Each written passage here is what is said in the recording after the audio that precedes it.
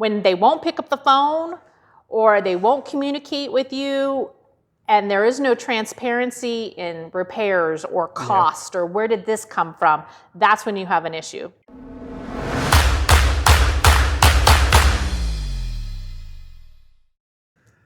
All right, guys, so you're considering buying an investment property, residential real estate more than likely, maybe somewhere in Austin or one of the surrounding areas, Dripping Springs, the Hill Country, Fredericksburg even, maybe like that, or heck, it might even be in a different market altogether.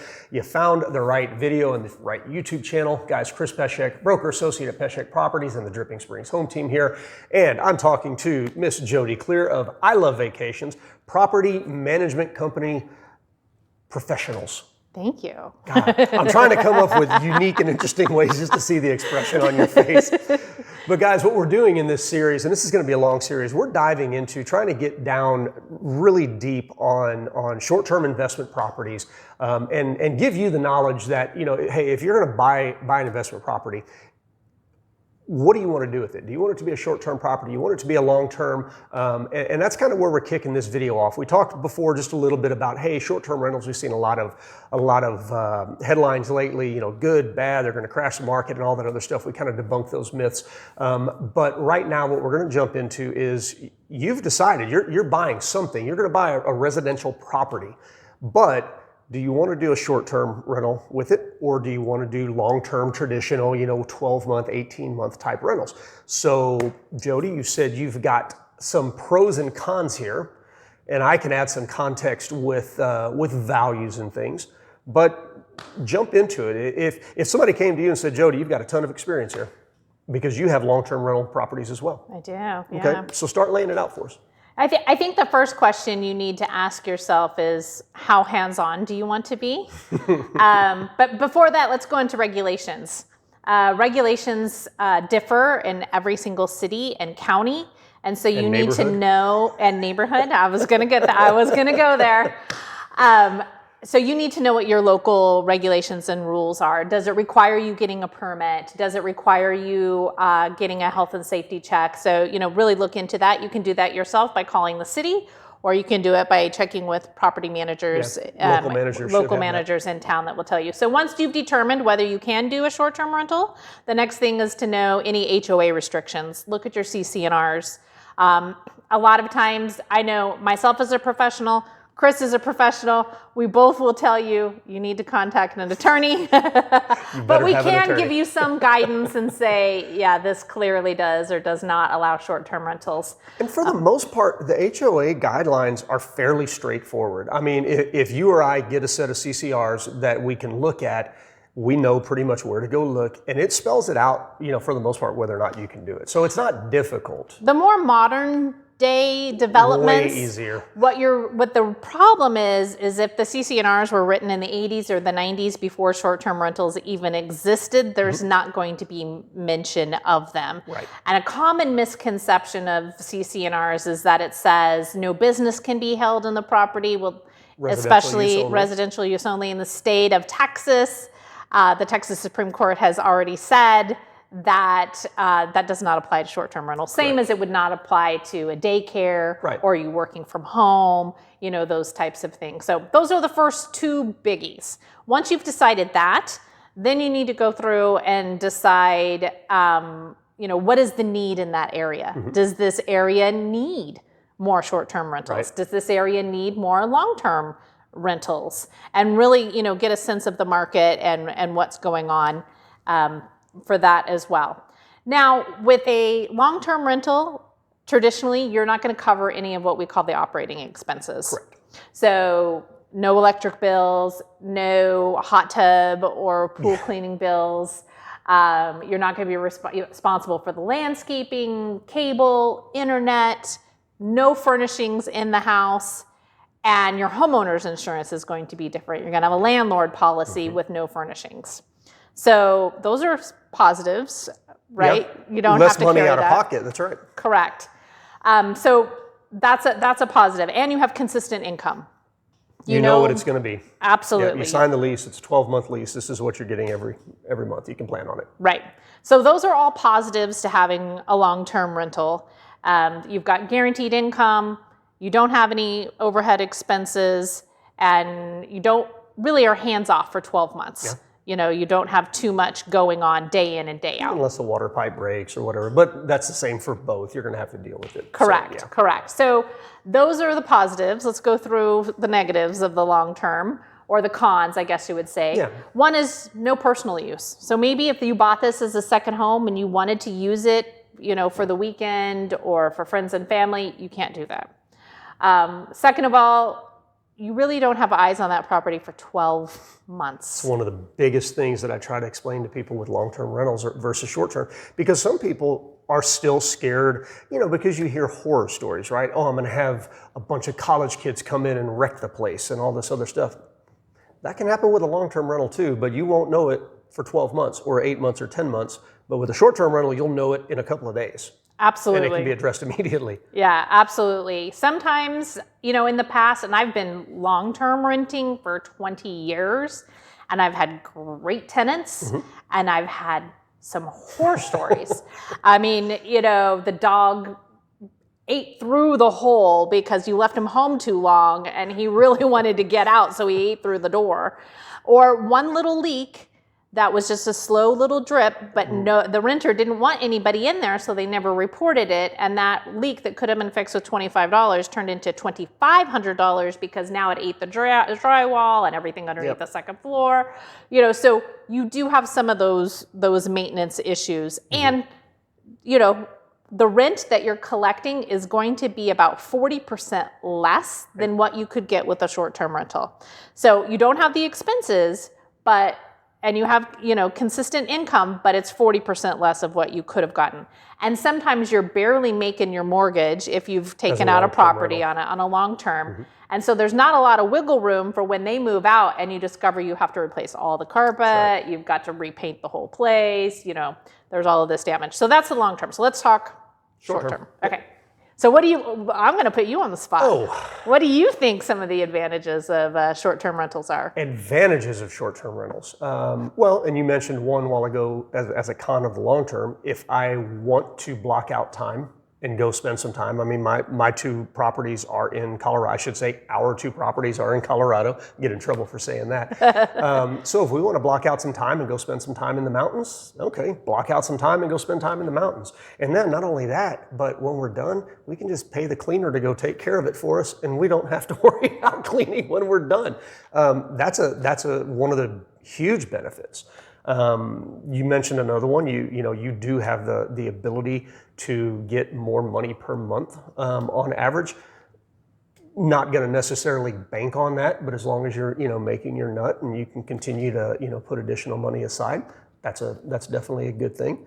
Another one that you mentioned, having cleaners in there all the time. Our investment properties are way cleaner than my personal home, just because I don't have somebody coming through 3 times a week, dusting and doing my dishes and cleaning toilets and cleaning showers and all the other stuff. And that goes along with the inspections as well, because now that leak that we talked about will get detected and something will get done about it. Also, you've got storms. We've had some pretty killer storms here in the Hill Country in the winters. And so if you have a property management company, you know they're going to go out and drip the faucets. You know they're going to turn on the heat to the well pump. You can ask your long-term tenant to do that, but do they do it? You don't know. That's right. Right? So you do have some preventative things as well. Preventative things like AC filters. You can They're actually getting changed. You can ask the tenant to do that, but you don't know that it's getting done. Right? Yeah, so there's some things like that as well. And like you said, even if someone does come in and throw a rager of a party, it's cleaned up the next day. And if there is damage, it's dealt with immediately. Most of your, whether it's Airbnb or Verbo or whatever they're called now, most of those have insurance policies in place to take care of that. And the ability to go back and get money from those people to repair things. Right. And for us personally, our property management company, we take pictures of everything prior to the arrival and after the guest leaves. Everything's time-stamped. A lot of the OTAs are online travel agencies such as Airbnb and Verbo. They deal directly with the guest. They have their credit card on file. There's some type of damage waiver that also protects you for those types of things as well. And maybe you never did really like that chair. So now you get a new one and the guest has to pay for it. That's it. And you get to pick what you really want. Right. You get to pick what you really want. The other really good advantage is write-offs when you're talking about your taxes. I was going to get into taxes a little bit, and we're going to have a whole separate video on that. But no, go ahead and jump into it a little bit. No, because we did talk about you are having to incur those costs. That's right.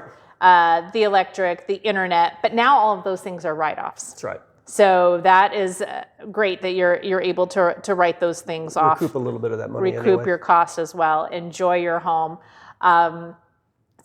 Now we have to talk about some of the negatives. The negatives would be things like seasons. Almost any place that you buy an investment home, there's a season, right?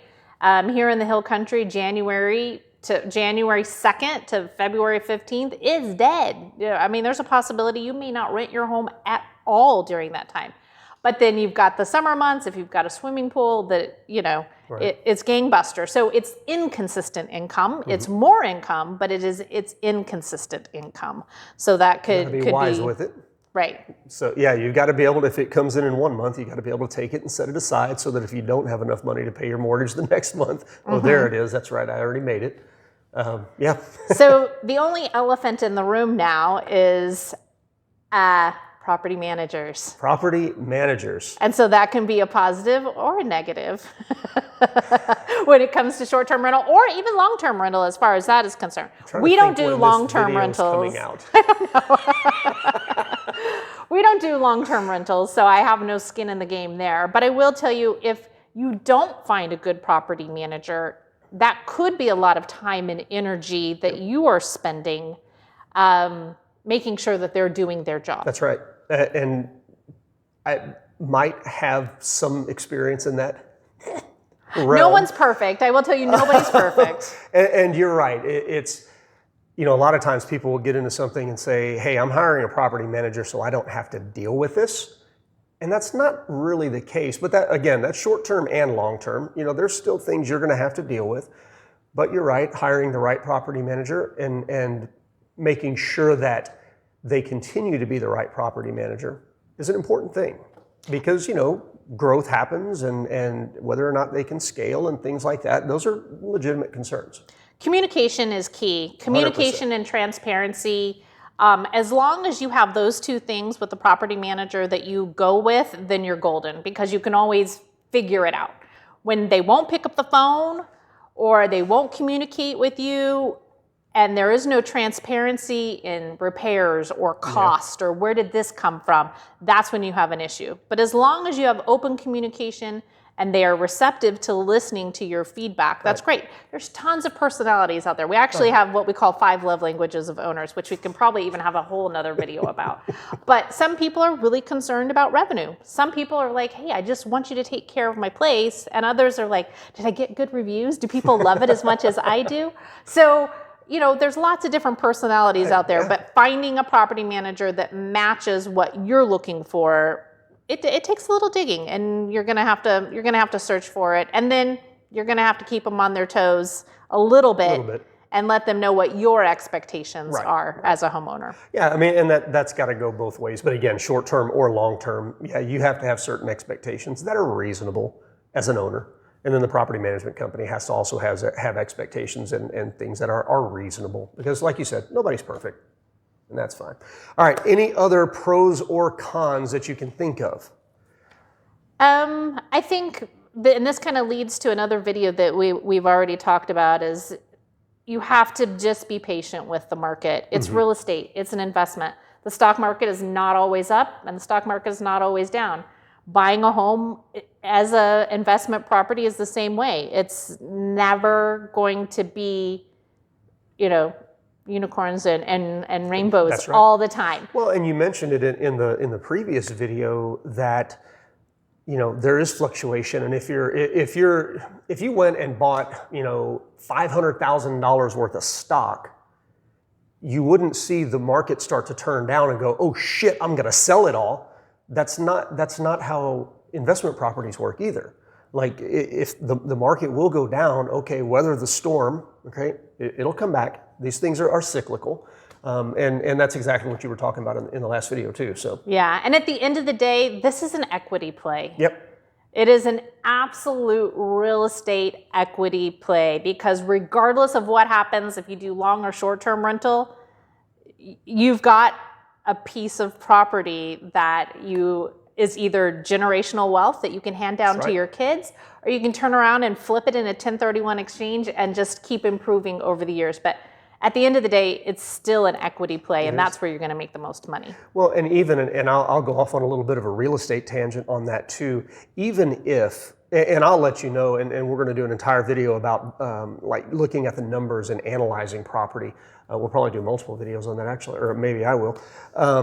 But the way that I analyze my properties personally is I never even look at the equity part, because if it can make money at zero equity increase, year over year, then I'm going to be good, because I know that even after 20 years, if I decide to sell it at that point, or it has to go to a family member or something like that, what I owe on that property is going to be insignificant. So it's still an equity growth, and somebody else put it in my pocket. I'm not paying for the taxes on it. I'm not paying for the internet. I'm not paying for anything on that thing. Everybody else is paying for it. I just have a property that in 10 years or 20 years or 5 years, whatever it is, even if there's no increase in value of the property, it's still going to be worth more because somebody else is paying my note down. Absolutely. I mean, just breaking even is a wonderful feeling. It is. It's amazing. Because you didn't pay for any of that. There's a market that I want to get into so badly, because it's like where we have our properties, they're not the, we love the area, but it's not something that I crave to go and hang out in. Like, they're fun. I would hang out there for a week.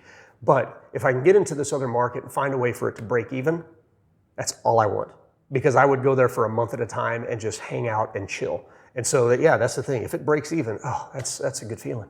I know. I keep thinking of things as you're talking, because I'm like, ooh, depreciation. Ooh, your taxes. I mean, there's so many. You better start writing these down for all of these videos that we're about to do. I know. I'm excited to share more. Let's wrap up this one there. Guys, if this is the kind of content that you're looking for, and again, we're still just kind of scraping the surface on this. We're going to go way deeper as her brain works and as mine tries to catch up. But we're going to get a lot deeper on this. If this is the kind of content that you want, make sure you're liking and subscribing, and click the little bell notification so you know when these videos come out. These videos, these specific short-term videos, are going to come out once a week for the foreseeable future. We're in July of 2023 right now, and I can see these things going at least until the fall and possibly winter, and maybe even until next year again, unless Jody gets mad at me and she's like, I'm done. But anyway, we'll see you on the next video.